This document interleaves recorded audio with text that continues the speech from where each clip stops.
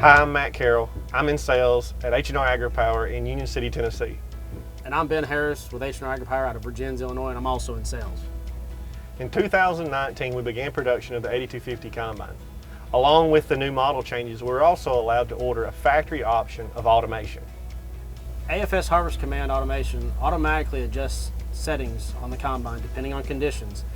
So this allows any operator to run this machine efficiently. With the automation, we have changed the sensors up. We're using pressure sensors on the sieves. We're using a camera now in our clean grain elevator. And this all works together with the Combine for the automation package. So with the new software, you'll notice that the one big change is we now have an automation icon on our main screen. When you select that, this is where your basic setup's going to be. It's going to allow us to pick a crop type, pick one of our 4 strategies. And for the case, guys, if you'll remember back to our original feed rate options, we had 3 strategies. We had a performance, max throughput, and fixed. Now with these machines, we have a grain camera in the clean grain elevator, which will allow us to have a grain quality setting. Most operators, around 90%, are going to run on performance-based. Those other settings might be for seed beans, seed corn, or popcorn or something like that where it's sensitive. The other options on here is a max ground speed, generally 0.5 or 3/4 of a mile an hour above our target speed, normal field operations. So if, say I'm a guy that wants to run 6-7 miles an hour, I'm going to try to set that max speed for 7.5 or 7, something like that. On our max engine load, we like keeping that around that 100 mark, 110 for torque and fuel efficiency. You can get into some advanced settings as far as the threshing qualities. What's pretty neat about this is we can go through and see under our sensors, we can pick the sensitivity. There's also a headlands option in here. The headlands mode is when this machine swings on the end and we have automation enabled.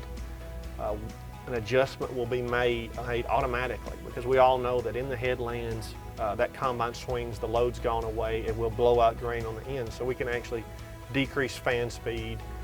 We can reduce our upper sieve offset to keep the mog from getting into the tank and such.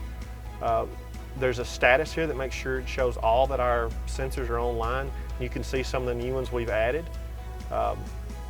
There's a ranges. If you wanted to really fine-tune this machine, if you were making seed corn or something and you were worried about damage to your grain, you could go in here and make some reductions. And on your info screen, there's some recommendations here on how this machine should be set up, as far as the concave setup, brass bars and such. Now if you come back out, this machine, another big change is in our run screen setup. The first screen you're going to notice that's different from the 40 series or previous is this cutaway version. Everything in here is now, we want you to be able to look one time at this and see what you need to about the automation.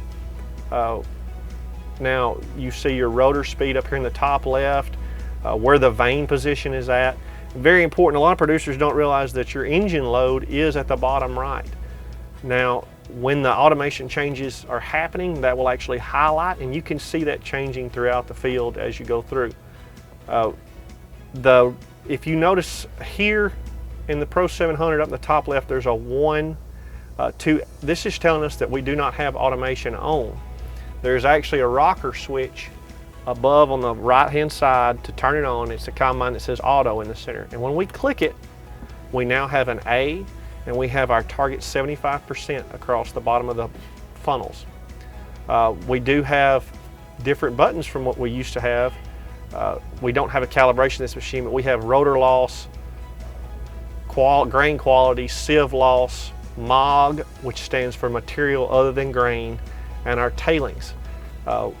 In the 50 series with the newest production, the other thing to remember is we have a tailing sensitivity setting. That's different for us. We usually are adjusting where that alarm will sound at, not actually the sensitivity of the sensor. When we went to this new software in the new 50 series combine, we can adjust that sensitivity of that actual sensor. And I know that's a big deal for some of the previous guys. a lot of the other stuff, just remember that this thing is going to try to operate inside of the 75%. It's going to make changes above that black line. Our automation is hands down a lot easier to set. We have some competitors that have automation. We can basically take any operator, get them out in the field, and they're going to sit over here and say, is there grain on the ground? They'll tell the machine it's too much, not enough, or just enough.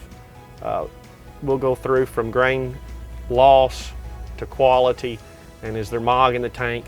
Once that's set, this machine's going to set itself, and we can take virtually anyone of any skill level and make them into a conditioned combine operator.